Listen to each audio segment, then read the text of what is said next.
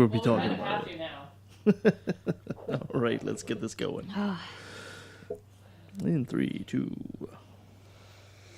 Hello, I'm Dr. Jerry Coyne, and I took a left at the Valley. I know we shouldn't have to scream that we're atheists. You know, we don't have non-astrologers and all that.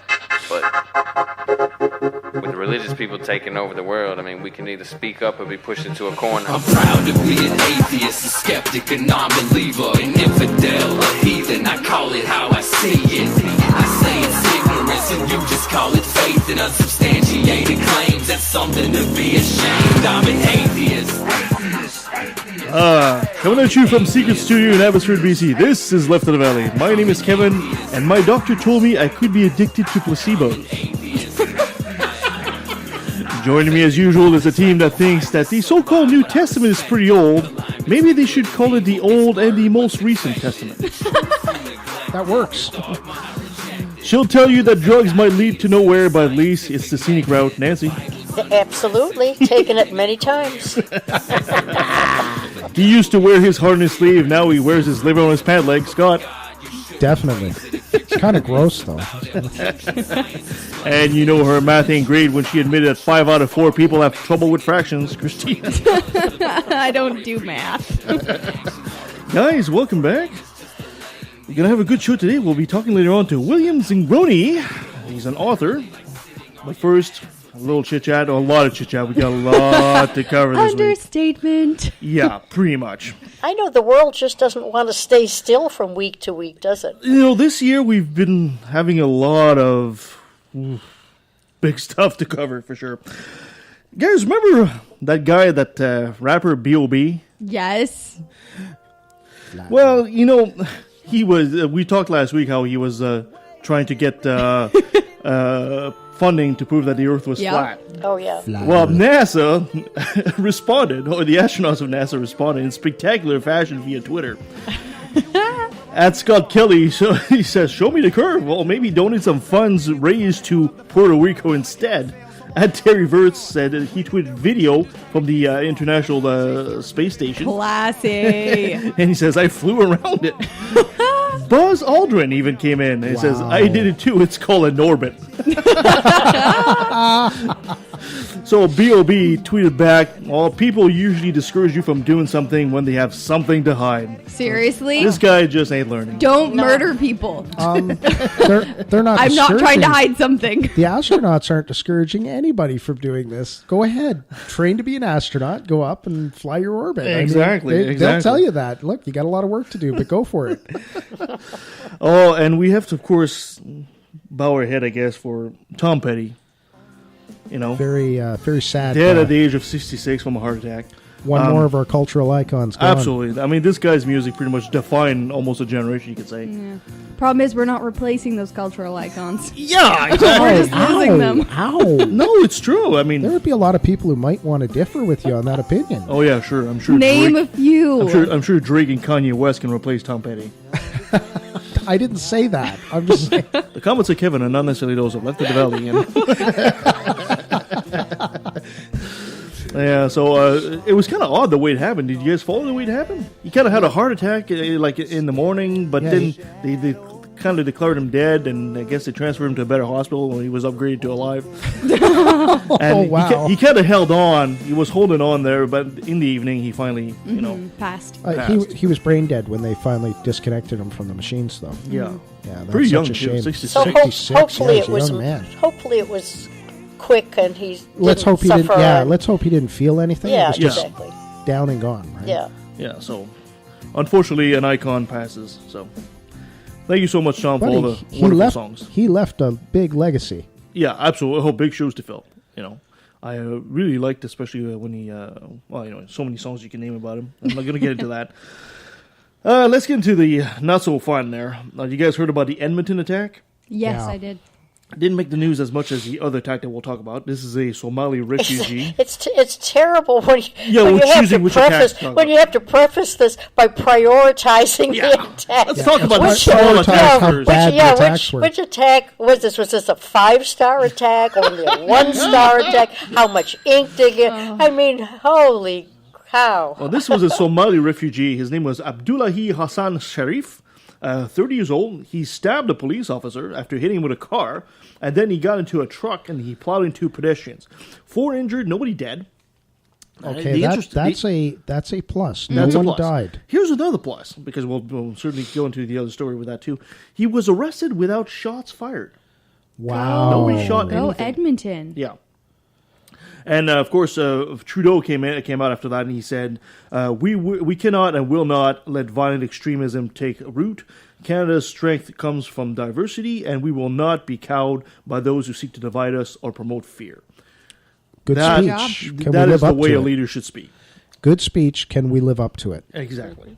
Let's do so, and maybe our American cousins can. I think the police learn showed the from first step there by not shooting this Totally. guy. Yeah. The police showed that, hey, we can take somebody into custody without killing them. Exactly. Remember last week we were talking about the Islamic Society of BC Yes. being audited? The Canadian Revenue Agency says that apparently it received funding from Qatar and has a link to, that one of the sites has a link to an anti-Semitic content which urges jihad against Jews and denounces democracy and approves killing of ex-Muslims. That's really disturbing. It is very, very disturbing. I think we're. I hate to bring this up, but it's, people say we shouldn't stereotype and we shouldn't have Islamophobia, and then something like this comes out of the woodwork. Yeah. Now you can look at that one man in Edmonton who carried out a terror act and state he was a single person acting. Yeah. There was nobody helping him. It was his choice. But when a mosque is relating themselves to this type of material, well, now we have a problem, because who are they teaching this to? Who were they providing this material Exactly. to? Yeah. So I really think the Muslim society community really needs to really wake up and stop saying, "Oh no, Islam is a religion of peace." No, I'm sorry, it's not. It just isn't. I've can got no be. problem Well, with the average Muslim. It can be if you take that violent element out of it, but there seems to be an that's part of the adherence to fundamentals the of the religion. That's the Exactly. problem with it. Well, to be fair, I don't think anyone at the mosque has replied or given any explanation yet. No, they took down the link and put up another link, but still. Yeah, I It's mean, the internet. Nothing goes away.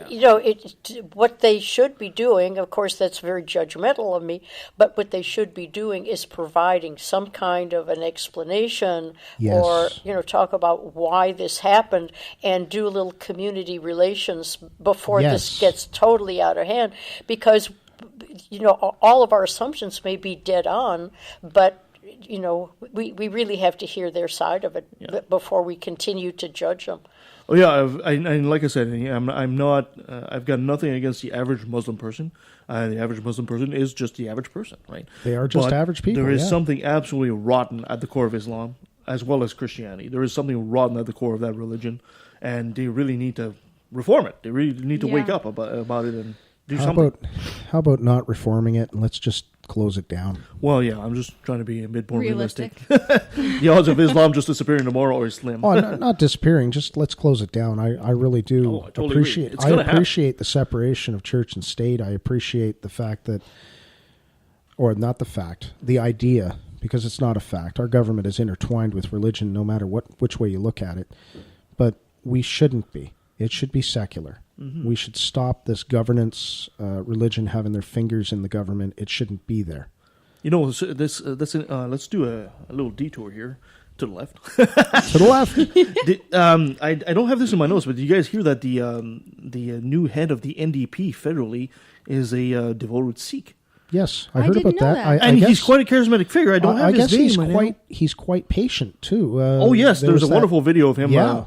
That he was attacked during the middle of a speech by a woman that was telling him that Yeah, compared he me was to a able to Muslim, turn, and he was able just saying to no. turn that right around. I mean, because his reaction was so calm. Yes. and so why are you attacking me like this? He was interrupted by this obviously ignorant woman that was calling him a Muslim, and he's a Sikh. I mean, he's got the turban and everything. Yeah. I mean, this woman obviously didn't know squat the hell No, what she she was has talking no about. idea what but she's he talking was about. super patient with her the whole time, and he was saying, no, we're here to promote love and understanding and love you and blah blah blah.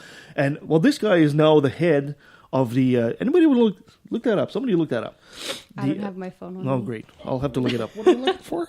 You're looking for the new leader of the NDP, new federal NDP, and there's now a poll that are asking Canadians, how do you feel about I guess a visible minority being the head of being a potential prime minister? I have no issue with that. I have no Actually, issue with it. 70% of Canadians said they had no issue with that. Go That's, Canada. I hope I'm I would pronouncing. expect I hope I actually. pronounced I would Jagmeet expect Singh. that to be higher in Canada. I would like it to be 80%. I mean, you've got to account for people who are prejudiced regardless of what country they're in. They're just that's how they're oriented. What was his name, Scott? Jagmeet Singh. Okay, perfect. I knew it was the same. That's Jagmeet Singh. Nice, charismatic fellow. The Lawyer, only, martial artist, and new NDP leader. there we go. Good for him. The only issue I have with this fellow that I'm not saying I wouldn't vote for him. I love to listen to his policies and where you want to go. Is the devout part. He's a devout Sikh, so he's wearing the kirpan and he's I don't think devotion to religion and politics mixes well. It just doesn't. Well, you have to ask which comes first. Yeah. So Well, when you're devout, that usually comes first. So with you, Kevin, it's the devout, whether he was a devout Christian or Yeah. devout Jew, a Absolutely. devout whatever. Absolutely. That's the point. Our ex-premier, Christy Clark, she was a devout Christian. I think she went over the line as well. She was a devout yeah. Christian. Oh, absolutely. She was having a The way she breakfast all the the time. way she screwed the teachers, the way she They worship money. That's what they worship. yeah, You know that. she spent money she didn't have. Yeah. Ooh, Wow, devout I have, Christian. I have exciting Canadian news. Oh, sure. Well, Go ahead. specifically in BC. I don't know if you guys have heard this, but with the NDP being our head government now, I don't know if they've passed it yet or they've trying to get legislation passed to change the day that we vote on. Oh, really? They're making it a Saturday. Oh, well, that's good. Yeah, I'm like. Yeah. That actually makes more sense. And I think it's going to be in October instead of May. It actually makes more sense. Oh, Voting on a 100%. Saturday makes perfect sense because most people, Yep. there are people that work Saturdays, Yeah. but most people don't work on Saturday. Yep. And if you provide advanced voting for the people who do work weekends, then they can do the... Wasn't there a law that said that your employer had to give you time to Yeah. go vote? Yes, they do have to give you 1 hour to go. I think it's 1 hour to go to your But if you voting work station. in Vancouver and your voting station's in Mission, Yeah. But you then- can vote by. Here's the thing: you can vote by. They give you so many options. You Yes. can vote by mail. You can. Yeah. You can do the advanced polls. They give you several attempts at advanced polls. It's not one day. It's a multiple. Yeah. Right? Okay. Yeah. So also, they're trying to get money out of politics. Yes. Go Canada! We talked about this with Aaron Raw. I think that's a good thing to take the money out of the politics. Oh, for sure.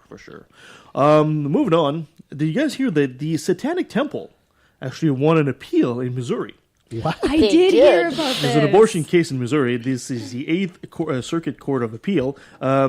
Missouri has a 72-hour waiting period when you want to have an abortion, right? It's an obstacle to women's free exercise, and that's what they argued in court. And it was against their religion. And they said that because in Missouri, they say that life begins at conception. And they argued that that was a religious argument because there's no scientific backing behind that. And they won. So now this is going to go to the Supreme Court. Where I think last year or earlier this year they were planning that. And I think we might have talked about. I'm sure we But probably I have. am so proud of those guys because in many ways they're like the ACLU. You know, they find exactly the narrow path to victory, Yes. and they just go for it for all they're worth. And when they found the They must have been 72 good hours football players. is they turn the religious part on its head and use it against. You gotta love the which Satanists is for great. that. Every time I see a story like that, I just almost want to sign up with the Yeah. temple just to get things done. Maybe we can be honorary members. I thought they were actually atheists. They are. They Yeah. are. They are. They are. Yeah, so- There's two. There's a Satanic Temple. They're essentially atheists that like to troll the Christians and call Yeah. themselves Satanists. And then, of course, there's the Church of Satan, and those are quite rare, and those are real believers. Yeah, they in actually Lucifer. believe in They're really like activism atheists on steroids. Yep. Yeah, They pretty much. they go for it. They don't sit around and Well, let's face it. I mean, come on. Even take the religion out of it. Does it matter whether a fetus is considered alive or not? Does it matter? Well, It's either you've got to. There I can't think be a standard. you As need soon to as you rephrase start- that. You need to rephrase that, whether a fetus is considered a person or not. A person or not. Well, even a person. We right now are going into the field of what do you call that? Euthanasia, where people can decide for themselves if they want to end their life. Yeah.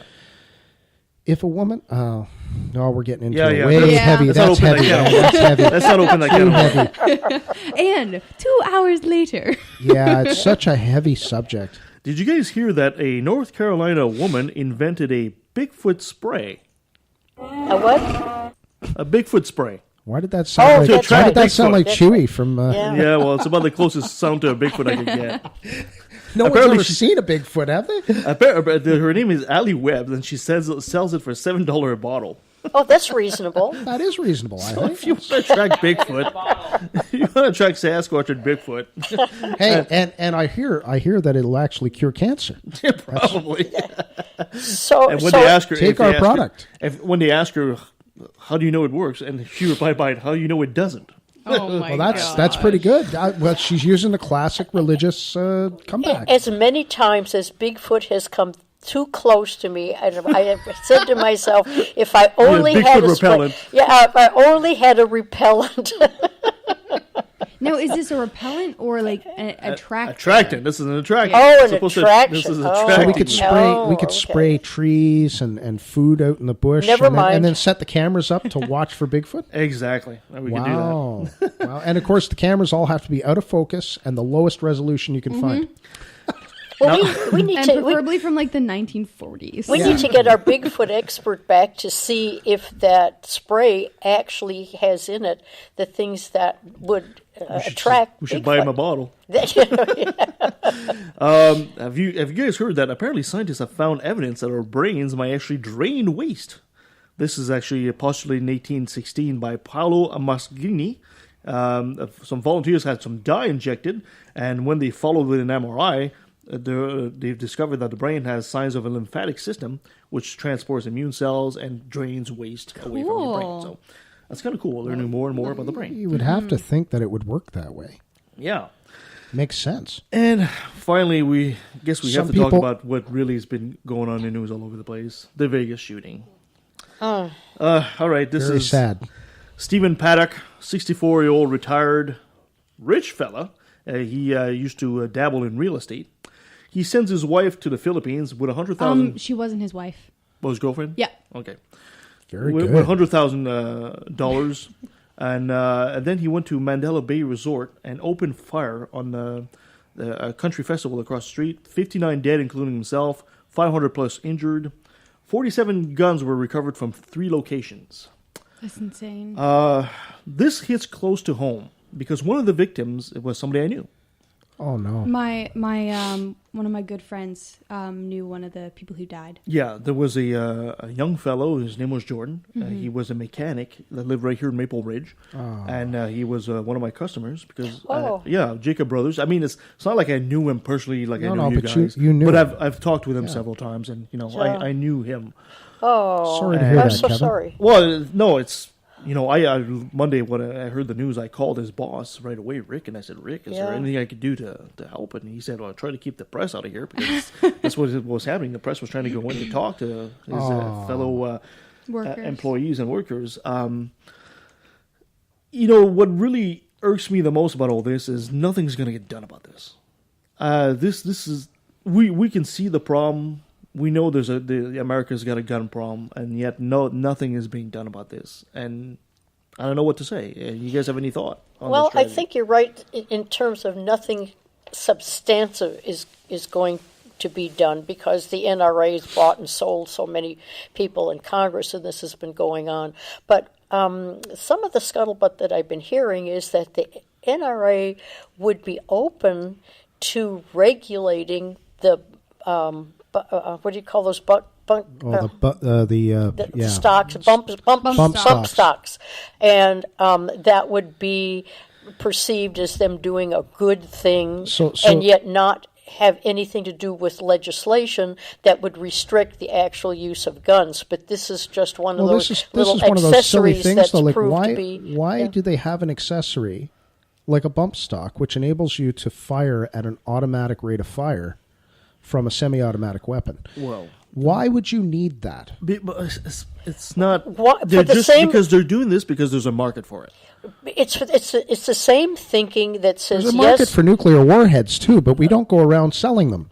Well, but Scott, when you think about the laws and you think about just recently, the Republicans, Trump at the head, of course, said yes, it's okay for people with mental illness to purchase guns. Wow. This is the And same. not just like any mental illness that inhibits you from having a bank account. Yeah. Like severe mental Yeah, illness. you're not allowed Yeah. to drive. You're not allowed to have a bank account. But here's your gun. Exactly. That's right. Exactly. That's right. That's why I said the NRA has pretty well. Well, I Congressman. heard they were also trying to get silencers. They want Yes. people to be able to Yes. use, and I'm thinking to Right. myself, why? Here's Trump Jr. says it's a health issue. For ears. Here's a Because few. when you're taking that bad guy down, the biggest thing you're worried about is your hearing. There's a few stats here that most people are not aware of. Canada, for example, has a lot of guns too per capita. We are also a gun loving country. We really are. We like our regulations. Well, yeah.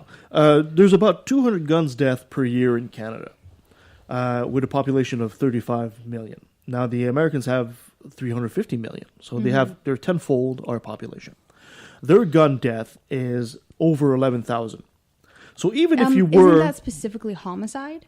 Because they have more that are suicide and Yeah. I don't. Yeah, they haven't included those numbers. I don't have Okay. that. I don't have that precise number. Even if you were to compare Canada per capita to the Americans, tenfold. So just add a decimal to our 200, you get 2,000 deaths a year. Yeah. They're still 5-6 times higher than us. Yeah. And there's another stat that pointed out that since 1968, there's been more U.S. civilian death per gun than in all the wars the Americans have been. That's insane. 1.3 million death in American wars, 1.5 of civilian death by gun in the States since 1968. Wow.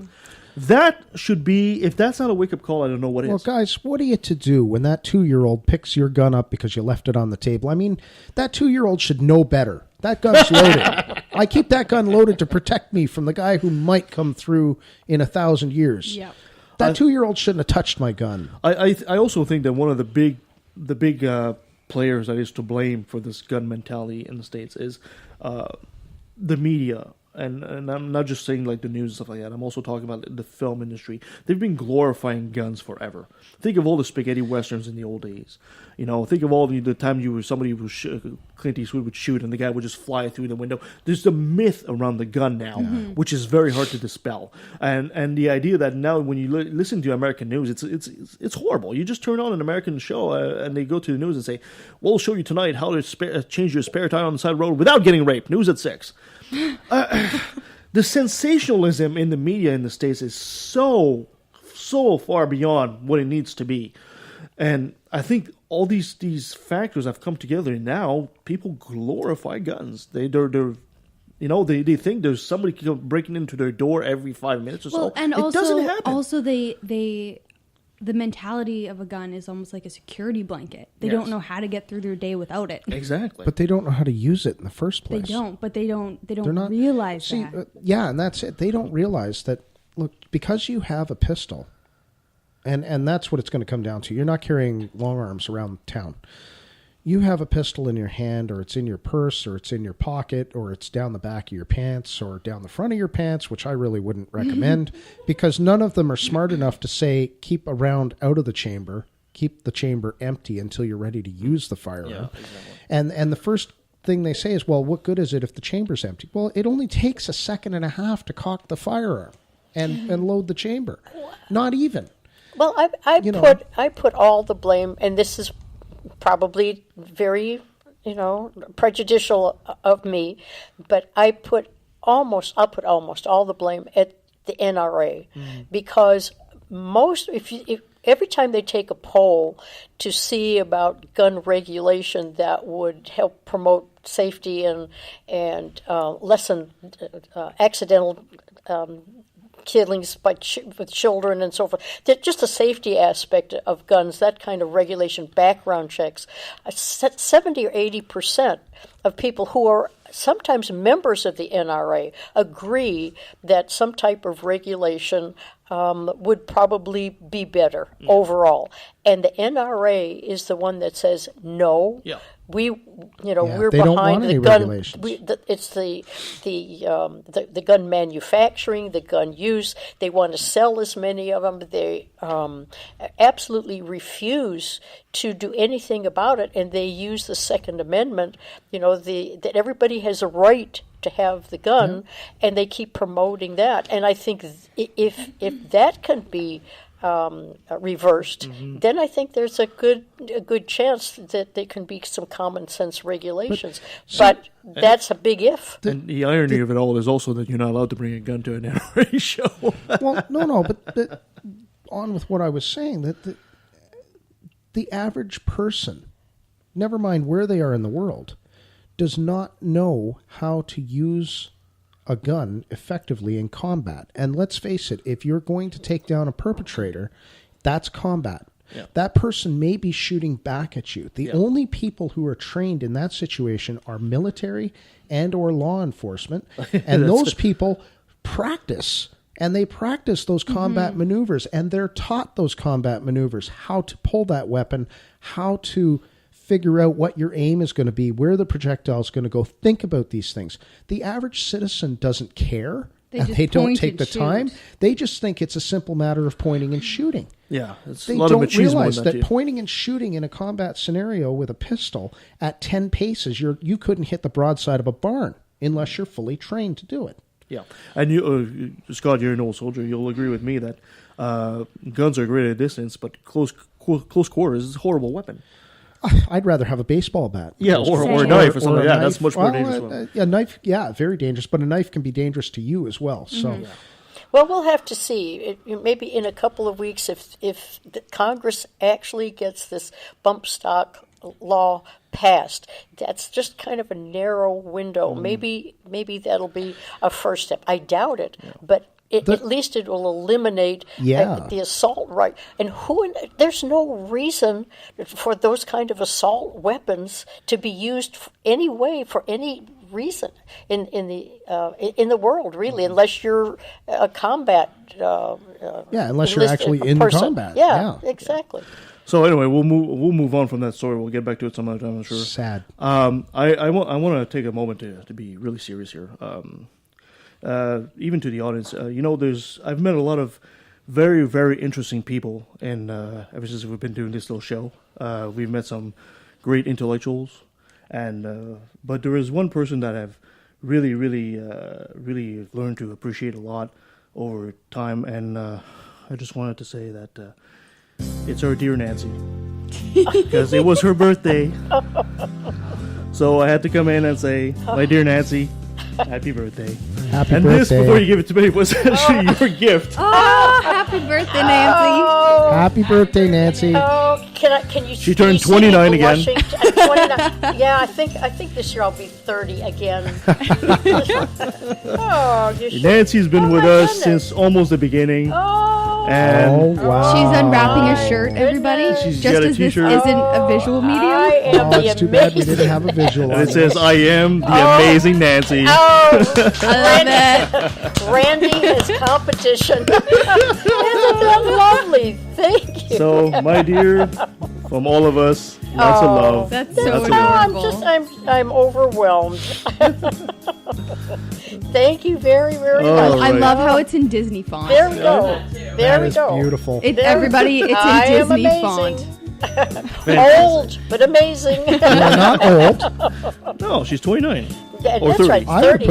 would have put her at about 24, but 24. I know. I go by decades. The 24th decade. Hey, at least it's not the 24th This time century. around. Thank you. Love you all. Thank you so Oh. much. I'll wear it and have a lot of fun with it. It's all right. Thank you. Oh, at first when you started about talking about Sirius, I thought, oh my gosh, who died? Okay, so moving on, I guess it's time for This Day in History. Here we go. Since I've lived most of it, here we go. This Day in History. Oh, let me get myself together here. Which, as we know, is a roundup of those events and people that altered and illuminated the days between October the 2nd and October the 8th. And it's really nice because this week was just normal in history. I think we need just a little normality, a little sanity. So no big whoops, but just kind of interesting little stories. Whoop that you're going to be able to put into next week.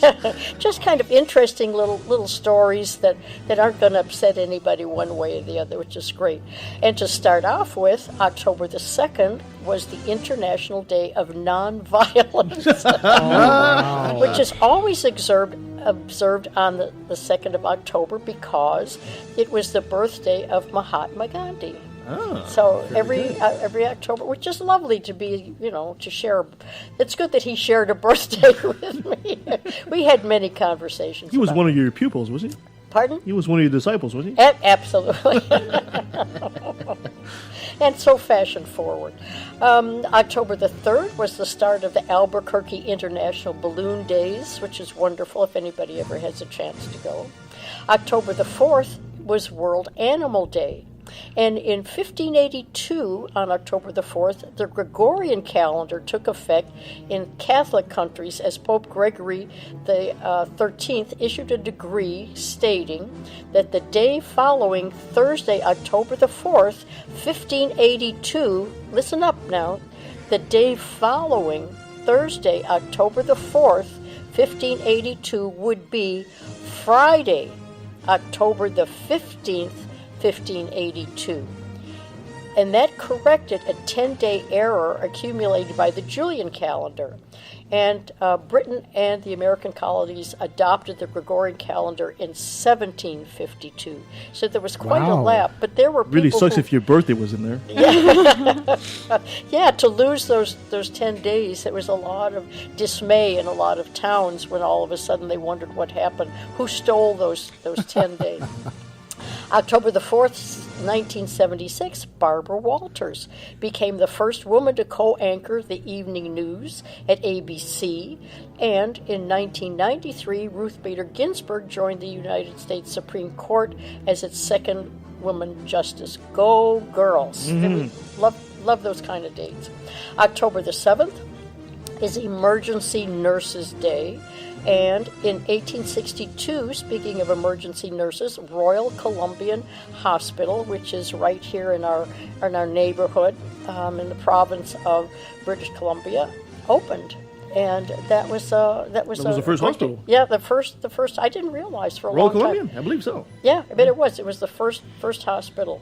1993, October the 7th, Toni Morrison became the first African-American woman to win the Nobel Prize for Literature.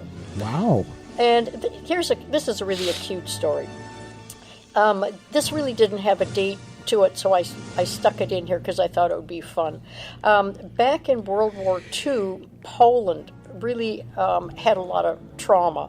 After the Nazis invaded Poland in September of 1939, things just really went south for them. They had an awful time.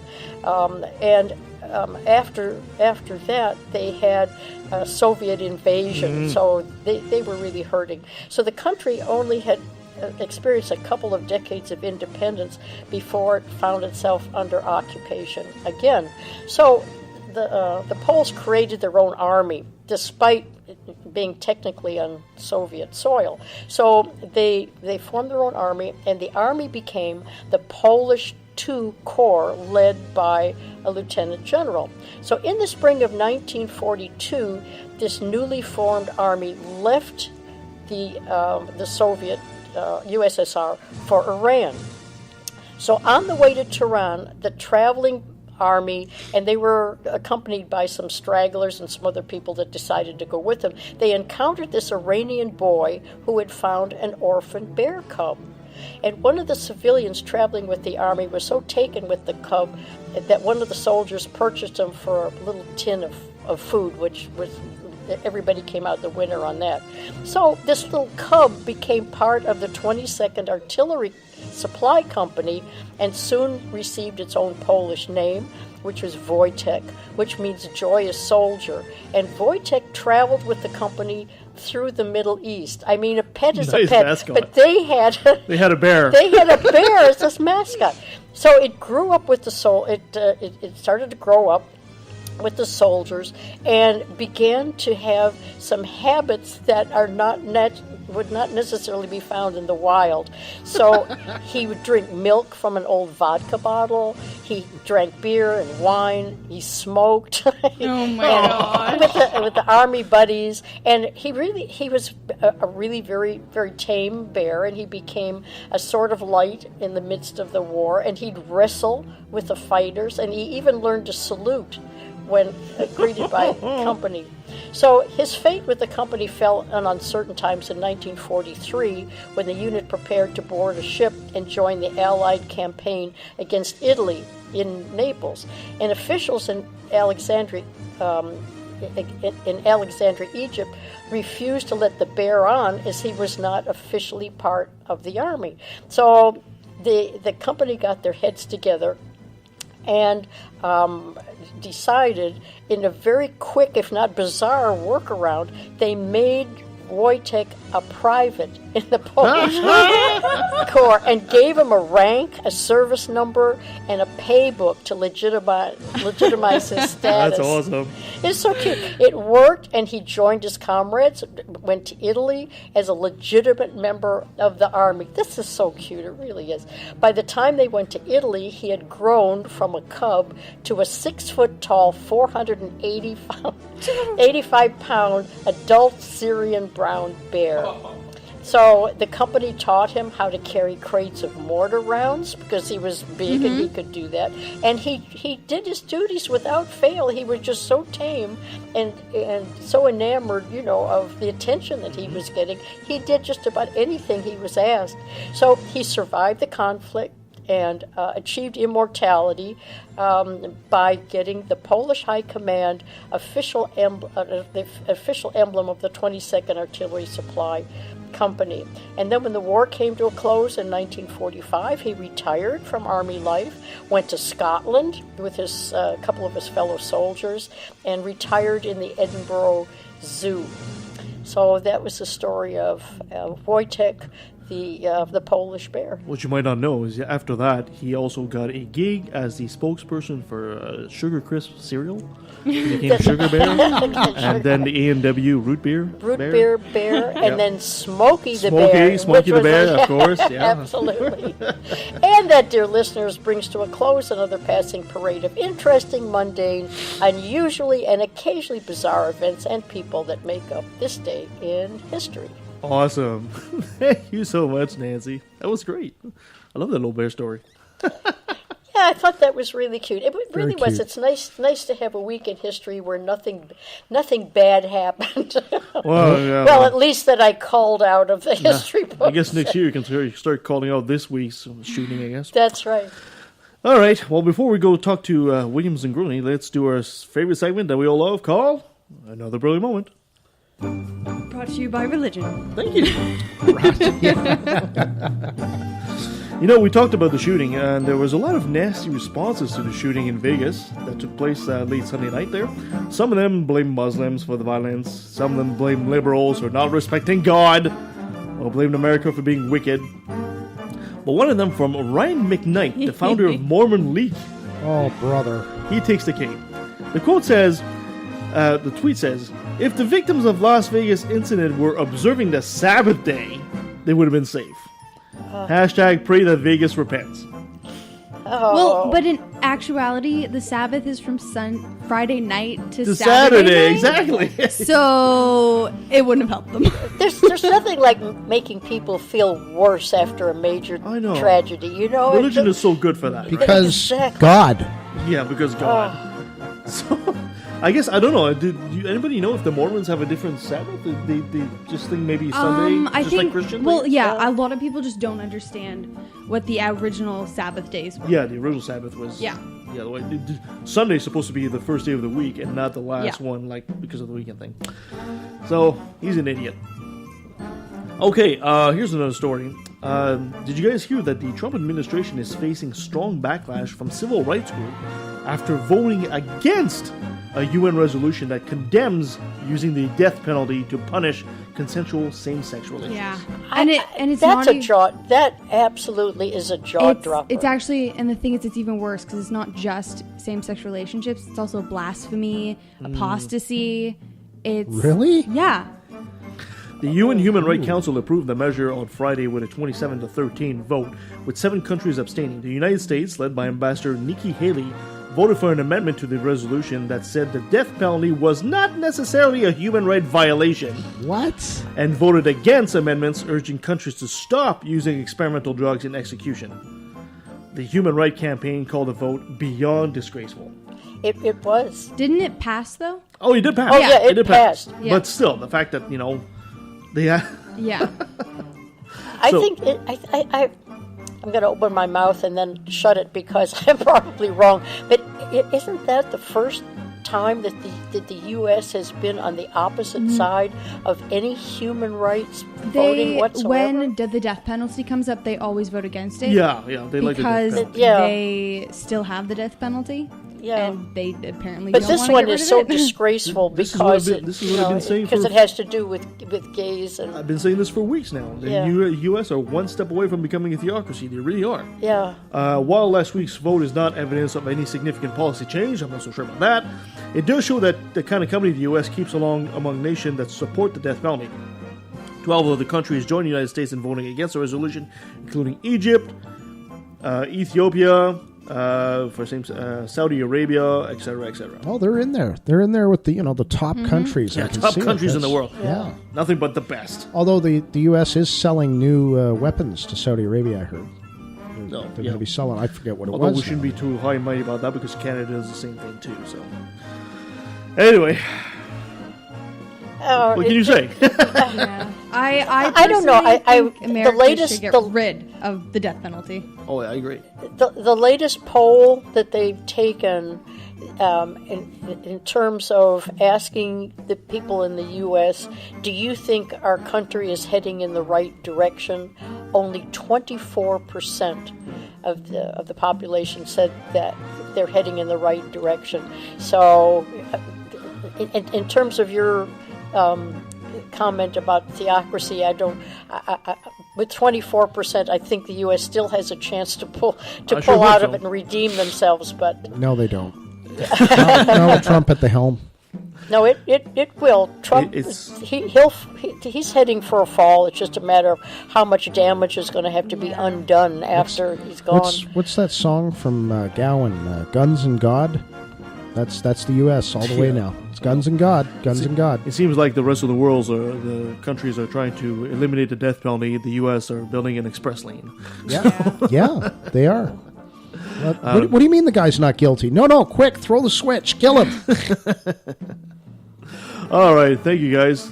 Let's take a break, and then we come back. We'll be talking to Bill Zingrone, so stay with us. If your skepticism is socially conscious and doesn't take itself too seriously, you might like Life, the Universe, and Everything Else. Great Comfort, his big stumper was literally, which came first, the chicken or the egg? A lot of the interviews took place in front of a building that said liberal arts. I'm guessing that they're not all science majors. Life, the Universe, and Everything Else. Available on iTunes, Stitcher, Google Play, and pretty much anywhere else. I don't know, Zoom? Is that still a thing? A Canadian, a New Yorker, and a Southern Belle walked into a podcast, and all hell broke loose. Seriously, though, what happens when we three ladies get together? Well, definitely a lot of talking. And accents. Funny accents. Well, I don't have an accent, but my co-hosts sure do. We mix North, South, and the Great White North together for 2 hours of pure secular discussion. Nothing is off limits. From goofy religions like Scientology, woo like ghost hunting and alternative medicine, to hardcore history, hermeneutics, sex, and science, we cover it all. What the heck is a hermeneutic? Well, it's not a guy named Herman who sings falsetto, that's for sure. Join Beth, Ashley, and myself, Deborah, every Monday night at 9:30 p.m. Eastern, and we take you beyond the trailer park and bring the conversation to life. Join us live on YouTube and participate in the conversation via the Q&A system, or catch us later on Spreaker, Stitcher, iTunes, and Nobex. Visit www.beyondthetrailerpark.com for links to the show and our upcoming schedule. Bring your wine and sweet tea and settle in for fun facts and free thinking. We happily wear the explicit tag, though, so make sure to wash out your mouth with something tasty before listening. That's live at 9:30 p.m. Eastern on YouTube. Come give us a like and a share, no matter what type of accent you have. I've come a long, long way. Made a lot of mistakes, but I'm breathing. That's right, and I made it. This time I'm a little run down. I've been living out loud. I can beat it. That's right, 'cause I'm feeling invincible. It was this point of mystery, and in gets invoked God. This, over time, has been described by philosophers as the God of the gaps. If that's where you're going to put your God in this world, then God is an ever-receding pocket of scientific ignorance. When you're gone for days on your own, tear your heart out just to find your way home. I've been so high, I sunk so low, I come so far. Well, today online we have author William Zingrone. His positive attitude towards the future of atheism is absolutely intoxicating. He's a snappy dresser and a snazzy dancer. William, thank you so much for joining us at Left of the Valley. Thank you. William, you're making quite a name for yourself down in the States. You might not be as well known up here north of the 49th. Would you be so kind to give us a Reader's Digest version of who Bill Zingrone is? Sure. Am I saying this right? I'm saying your name right? I don't know. 63-year-old developmental psychologist. I teach at a small school in central Illinois. I got my PhD late in life, just about 10 years ago. Absolutely love teaching. And in the same 10 years, I became a secular activist. I'm chair of the Illinois chapter of the Secular Coalition for America. I've been a faculty advisor to a couple different secular student alliance groups, and now I'm a secular author. So that's the short version. That's short version. And we're here to discuss your latest book. Yes. And we'll let you go ahead and introduce that book to us. What are we talking here? I wrote it. It's entitled "The Arrogance of Religious Thought," because I think all religious thinking, doesn't matter what religion it underlies, is incredibly arrogant at a number of levels. And the byline is "Information kills religion." It's one of my favorite phrases. I have bumper stickers on my car that say that. They get a lot of looks, believe me. And it truly does. The more any of us learn about the world's religions or any particular religion, the less likely you are able to still believe in them. And I felt that the movement, that took off with Sam Harris's publication in 2004 of The End of Faith, the New Enlightenment movement, as I call it, rather than New Atheist movement, because it's so much more than that, that we're moving along, we're progressing, there's more people identifying as nuns, podcasts, meetups, you name it, have just exploded in the last decade. And the book market really has been saturated the last, 4 or 5 years with mostly deconversion stories, really excellent stories. John Loftus, Mike House, Seth Andrews' deconverted book, things like that. And I thought it was time for another good polemic on religion, and that's why I wrote the book. So I just love the title of the book. First of all, I mean, the arrogance. Me too. Yeah, it's. Did you come up with that? Was that a suggestion from the editors, or was that your? No, that's mine. I don't have editors. I'm an unknown author. It's my first book. I went through 60 or 70 literary agents, couldn't get a bite for the life of me. So I self-published it.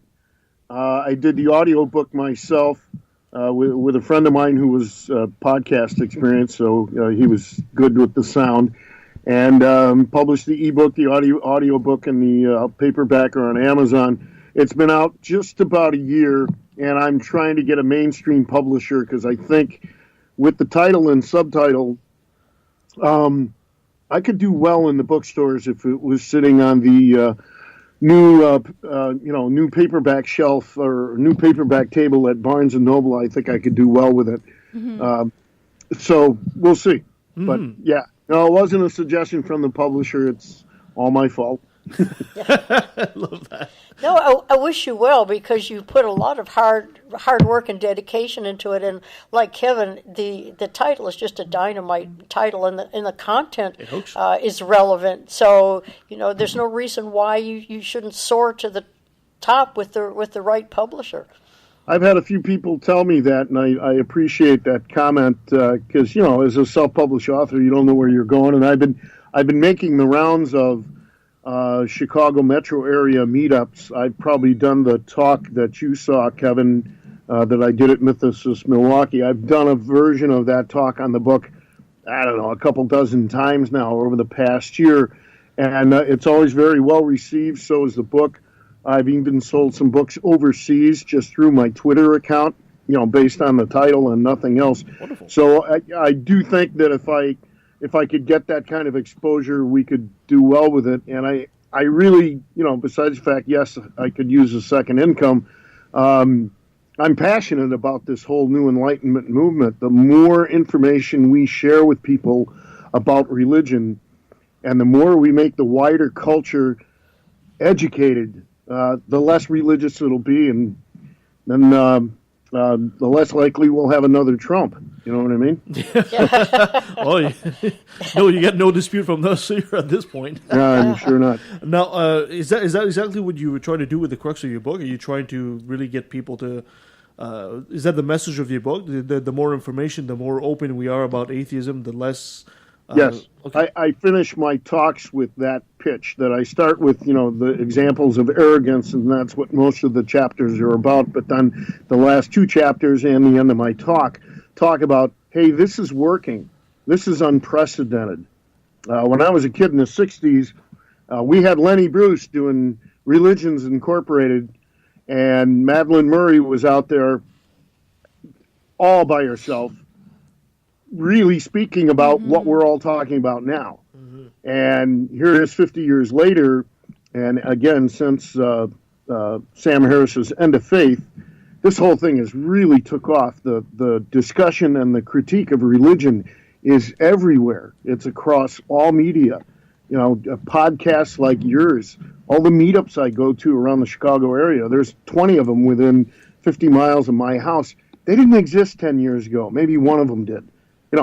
And that's true in every city across the United States. So I really end the book with, and my talks with, yes, this is working. I'm preaching to the choir, but I'm also hoping the book will intrigue people that are on the fence or piss religious people off enough that they'll pick up the book and go, arrogant, religion's not arrogant, and then, start reading it and maybe get a different perspective. Oh, come on, Bill. Let me play devil's advocate for a second here. You can't eliminate religion. It's going to be there forever. Come on. What do you say? Right.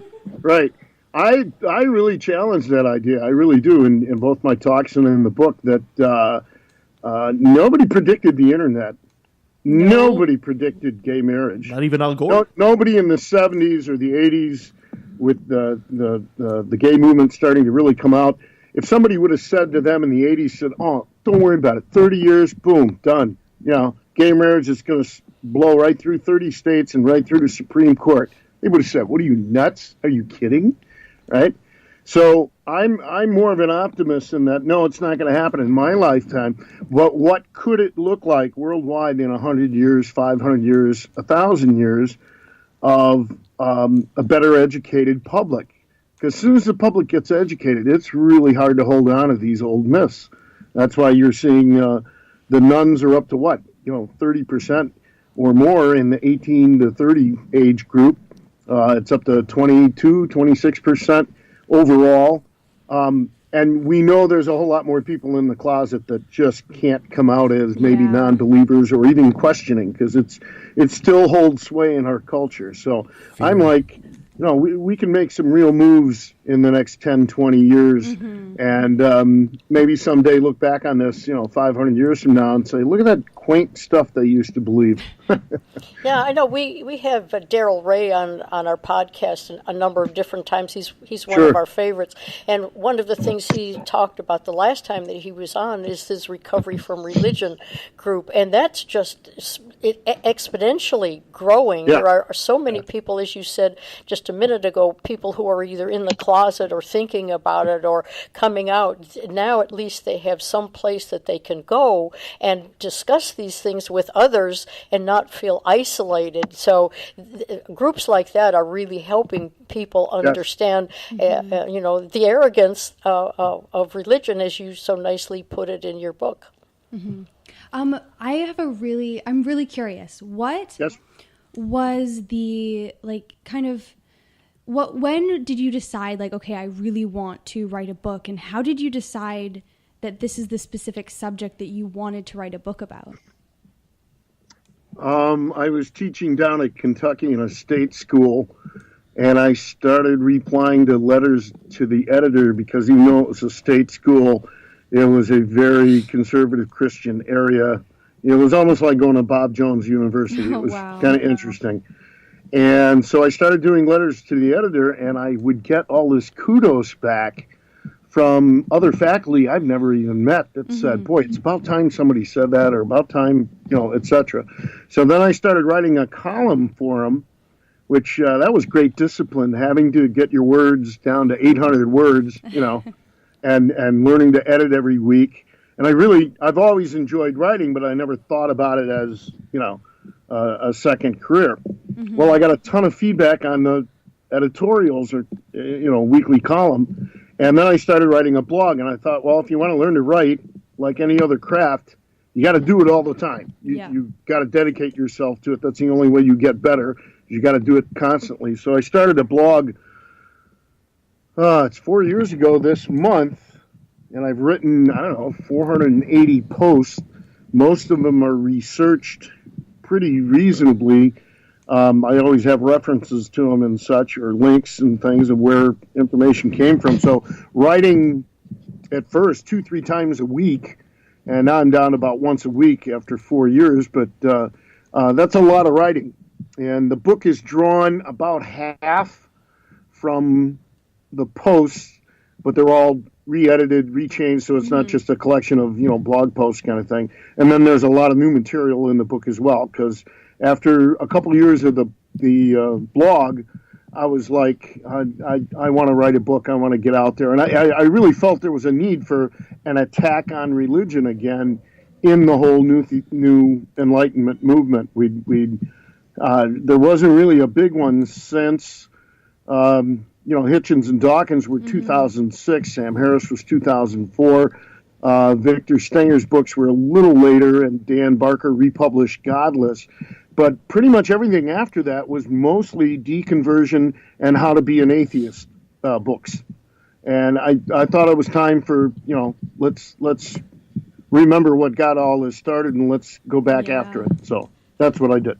So William, we often, when we interview people, we often ask them how do they feel the status of atheism is in their country. You're an American. You're the everyday lay person. What is your opinion about the status of atheism in the United States? I think it's grown and doing really well. I think a lot of people have been concerned the last couple of years over the, let's say, controversies and infighting. And actually, it doesn't bother me. We're still growing There's more nuns every year, like I said. There's more podcasts. There's more meetups. So, yeah, the bigger the movement gets, the more diversity of opinion you're going to have. And you'll have the arguments and the controversies. You watched it with the civil rights movement. When the civil rights movement started in the early 60s, it was only Martin Luther King and his one way of doing everything. Well, then he was pretty damn successful. And by the late 60s, all of a sudden you had Stokely Carmichael and the Student Non-Coordinating Committee. You had the Black Panthers. You had a whole range of different ways to approach civil rights. And they didn't see eye to eye, right? Mm-hmm. And I think you're watching the same kind of thing with the bigger the atheist movement get. People are going to argue about what's the right way to do it and tell each other how they're supposed to do their, non-belief and secularism. So I feel it's just healthy, normal growth. I feel pretty good about it as long as it keeps growing and we keep chipping away at religion. Yeah. No, come on, Bill. You got to be serious here. I mean, your book says that religion is arrogant. How could you say that? I mean, we were obviously created in the image of God. Universe was created for us. It shows. I mean, how can you not accept that? I don't know. I just made it up, I guess. Right? All religions teach their children that they've got the right info. Their prophets talk to the right God, or we've got the right interpretation, and you must believe this, and it makes you better than the other group. Because even when people say, no, we can all talk to each other, no, if you were really neutral about it, you'd say, I don't care if my kid is a Catholic or a Muslim or a Buddhist, and that's not what anybody in those religions do. They feel like their religion is the one, we've got the right goods. Well, that's arrogant as hell. The other level of arrogance is none of the religions can support their claims. So it's one thing to be arrogant and truly arrogant, you know what I mean? So like if some guy in your town is the richest guy in town and he just brags about it all the time. And you say, God, what an arrogant, SOB. But you say, well, he does have the most money in town, so at least he's right. Religions don't even get that part right. They're arrogant as hell, and then all their claims are ludicrous and contradictory, and there's no support for any of their claims except some really old writings from ignorant times from their particular culture. And I think to make kids continue to believe that's the worst part of religious arrogance. So you don't accept the story that we need to be saved from a couple that lived in a magical garden that took dietary advice from a talking snake? That doesn't ring a bell to you? I can't handle that. It's just another old borrowed myth, right? Indeed it is. So how well received is your book so far? I mean, you people, has there been a lot of criticism towards it? No, not really. I don't think I've had enough exposure yet. Like I said, I teach full time, so any book marketing I've done has been on my own on the side on a weekend or a Wednesday night, talking to, a dozen people and selling 3-4 books at a crack. So I've moved a couple hundred books, and like I said, I set up a Twitter account, and I try and throw a one-liner from the book on the account roughly once a week, and then a plug for the book. And I don't know, I've sold a dozen books or more through Twitter, and a couple in Europe, one in Australia, a couple more in Great Britain. So I'm like, wow, that's kind of wild. These people don't know me; they haven't heard me speak.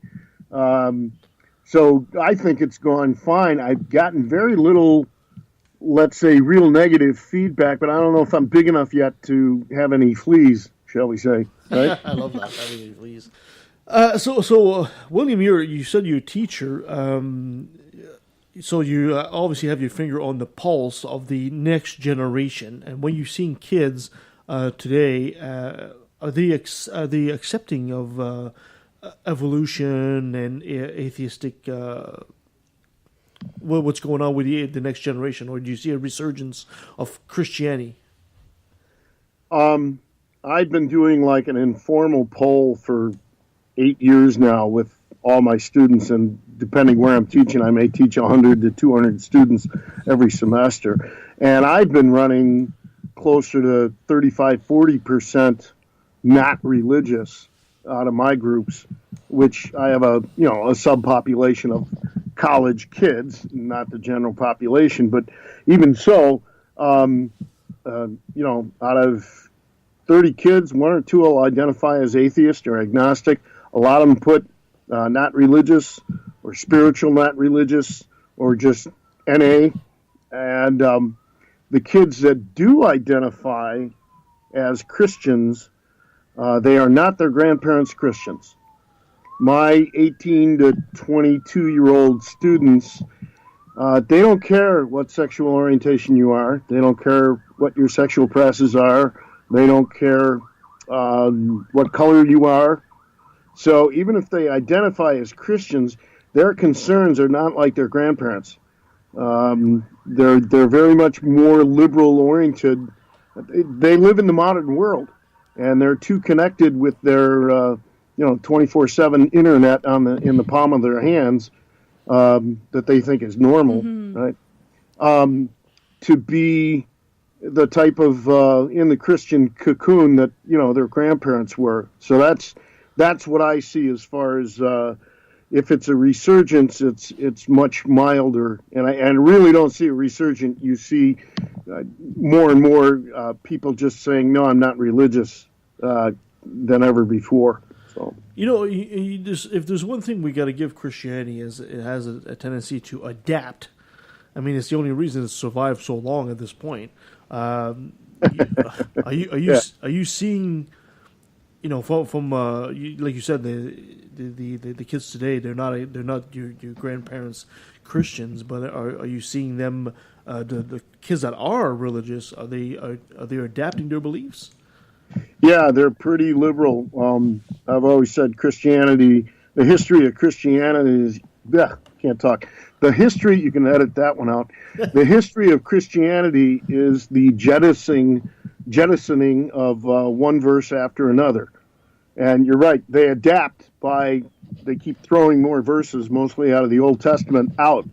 And like I said, the kids today, even the Christian ones, they don't pay attention to Leviticus, that homosexuality is an abomination. And they're much more open to evolution, and if they take any college courses, they're going to get a lot of it. They get it in psych class, they get it in bio class. You're going to get exposed. There's just too much information out there. It's tough to hang on to the religious mythology, I guess. With your book, and you're giving so many talks at this point, do you find that there's any one chapter in the book that strikes a chord more than any of the other chapters with people who have read it? Yeah, maybe chapter 7 on child indoctrination. Even when I first was exposed to the attitude that Richard Dawkins put out in his book, that it's child abuse to raise kids in a religion, I got defensive, and I tell the story in the book. I was like, wow, can you really say that? Gee, my parents raised me Catholic. That wasn't so bad, And I did, even though I was already an atheist and a secularist. It was like, wow, ooh, is that too far? Well, I got over that in about a week. That one still strikes a chord with a lot of people because they get like, well, it's okay to teach your kids religion. That's not all bad. And I pretty much take the hardcore line that Lawrence Krauss and others do, that child indoctrination is child abuse. When you lie to kids from any culture that this religion, this knowledge is true, okay, when it has absolutely no support, it's mythology. You wouldn't teach your kid Greek mythology and say, you better believe in Zeus. No, you tell them the truth and say, well, some culture a couple thousand years ago used to believe in this stuff, but it's all mythology. Well, you should be saying the same thing about Hebrew mythology and the entire Bible, or Arabic mythology, the Quran. And yet we still teach kids like this is the real deal. And that's an out-and-out lie. There's no support for those mythologies whatsoever. So that's probably the chapter that gets to people more than any other. Yeah, come on, Bill. What are you talking about? You're fighting against tradition here. Islam's been There around you for go. 1,600 years. Christianity, Yeah. 2,000 years. You can't fight that. That's right. What's interesting about that is I'll ask my own kids, and it's funny, my kids, my youngest kids are 20 and 22, and they've never been to church, at least not with us, but then I don't think they've read my book either. They're just not interested.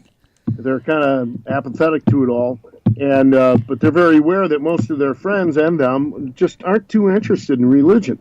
So I asked them, I said, why is it? Why do most of your friends not buy into religion very much? And the first answer was, well, Jesus is just like Santa Claus. The second answer was, well, the internet. There's too much information, okay? But the third answer was interesting. My son said most of his friends weren't raised religious. And there's your tradition you just mentioned. That tradition has changed a lot, again, since I was a kid in the 60s.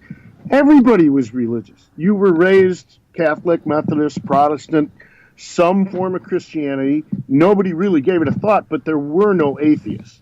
Atheists were, Stalin and Mao, and if you heard of Madeleine Murray O'Hare, everybody was just religious because everybody raised their kid in a religious setting, even if it was very liberal. Mine was very liberal. It wasn't coerced. We just kind of happened to be Catholic, and so I could leave it very easily. But everybody went to church, and that's not true. This generation, a third or more of the kids, 40%, 50% in some areas, their parents have never raised them in a religion like my parents did. So that tradition's dying away really quick. Mm-hmm. So, William, when you're looking at the future, it's kind of a silly question to ask, but how positive are you? Very. That if we keep, it won't be easy. Let's put it that way. I think Sarah Hayter, from Ex-Muslims of North America, I don't have her exact words. She said it really well. She said something like, progress does happen, but not without a fight. If we just sit back and let the conservatives push us back to the 1950s, they'll do it if we give them the chance. Mm-hmm. But on the flip side, if you're familiar with the writer James Hout, he's writing for United Coalition of Reason right now. He's a little older than me. He had an excellent column saying conservatives always lose. Liberals eventually win. When I first read that, I'm like, are you kidding? Look what's going on right now. But he's right. We grew up in the 50s and 60s, and the early 60s of the United States was a conservative Christian. We ran by their laws, and it's changed a lot. So I'm very optimistic to the future. Even when you look at what's going on in our current administration, everything Trump is trying to ram through, he runs up against the courts, popular opinion. It's not that easy to turn us back to the 1950s. He's going to do some damage, no doubt, but the minute the pendulum swings the other way in the next administration or two, we're going to undo all that stuff and move forward again, and that's kind of how it works. Yeah, maybe. And you'll never. I'm sorry. No, I'm sorry. I didn't mean to interrupt you. We're never going to be able to take us back to the 1950s and undo the Civil Rights Act, completely undo acceptance of gays in the wider culture, even if somehow they got rid of gay marriage or something, which is highly unlikely. I mean, they're going to take us 2 steps back, but we've moved 8 steps forward since 1965, and 5 to 10 years from now, we'll make 4 more steps, because you're watching the whole culture. Like I said, I'm so optimistic because I see all this grassroots activity going on and this discussion, and I want to keep pushing the discussion to the wider public. I think if the only good thing you can say about Trump and the administration is they're making you gotta many start more. on Trump. Yeah, you're making many more people aware of how important our democratic institutions are, and people are coalescing in order to preserve them and perhaps understand how important it is to be secular rather than be forced to to deal with bills and policies that the evangelicals keep throwing at us. So Right. maybe Trump is the biggest lesson that that the U.S. and maybe even the world has of let's get away from this and let's be more secular and less arrogant about our government postures. I Yeah, I personally, agree. I really hope the secular rebound to Trump in the next 5-10 years is going to be huge. I don't know. Guys. I personally feel that I like having religion shoved down my throat. I like being told what to think and how to think it. You like the gag reflex, huh? Yeah, I love the gag reflex that comes with that. Oh my god. Bill, thank you so much for joining us on the show today. If people want to find out more about how to get your books or they want to contact you, where can they find you? Probably the best place is my website, which is very easy to remember, www.wearedone.org. So we are done, one Nice. sentence. It means we are done with religion. Wearedone.org. My videos are there. The book is there. You can click on that and order the book. I'm on Amazon with both the paperback and the paperback and the audio book. So that's probably the two easiest places, my website and Amazon. Excellent. Bill, before I let you go, I got to have you say, hi, I'm Bill Zingrone, and I took a left at the valley. Hi, I'm Bill Zingrone, and I took a left at the valley. And that was Bill Zingrone. I hope I'm saying this right. I think I am. Yeah, nice guy. Positive guy. I love this guy's attitude. And I'm super excited to read his book. Yes, and he just kind of says it straight as it is, and you got to really, really appreciate that. So. Yeah, well, he's coming at it with his book at a different slant, and I think he's right. The timing is good, so wish him all the luck in the world. And anybody who's listening, go to the website and buy one. Yeah, it's wearedone.org. It's really easy to remember. We'll put them in the notes of the show anyway. So thank you so much, guys, for joining us on the show today. Thank you for the birthday podcast. Hey, where's my music? There we go. Perfect. Get my music. Where's my music? It's not cute. Good job, Kevin. Thank you. What are we, professionals? I'm such a professional. You can follow us at leftatavalley.com. You can find us at LATV Podcast on Twitter, or find us on Facebook. You can send us an email at leftatvalley@outlook.com. Send your birthday wishes or complaints to Nancy, care of. Next week, we should be talking to Ajit the Vegan. That'll be interesting. We'll deal into veganism. And a whole bunch of us are carnivores. That should be a bloodbath. On the 21st, we'll have the Brony Show. Well, I should be talking about the phenomena of brony. It's going to be such a weird show. It will be. And, of course, we kept the end of the month with Andrea Garetchen. She's going to be talking to us about the devil just in time for Halloween. And I want to hear a horror story from all of you. So my childhood. That might take longer than a whole show. Oh, and good news, I also got Andrew Torres. That will Relax. He'll be coming to talk to us on the show about the Johnson Amendment and everything that's been going on in the States politically. I love Andrew Torres. The Opening Argument podcast. He's amazing. Yes. And he's really good because he's got to do this and keep Eli Bosnick at bay at the same time. And that is a hard job. That sounds like a hard job. I think so. All right, guys. Well, thank you so much for joining us. Anything else I need to say? Read Harry Potter. Hey, you don't. I can't believe you just stole my line, Kirsten. I can't believe you just did that. This is why I drink. Thank you, guys. Until next time.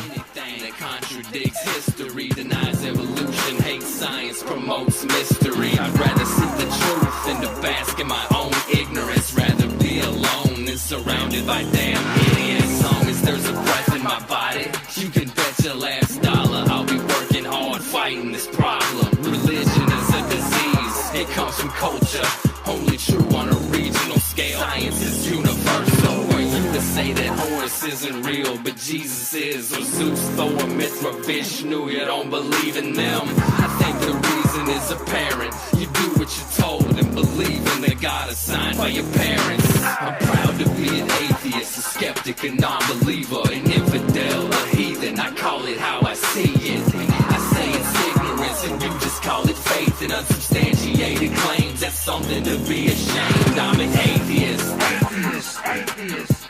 I'm an atheist. I'm an atheist.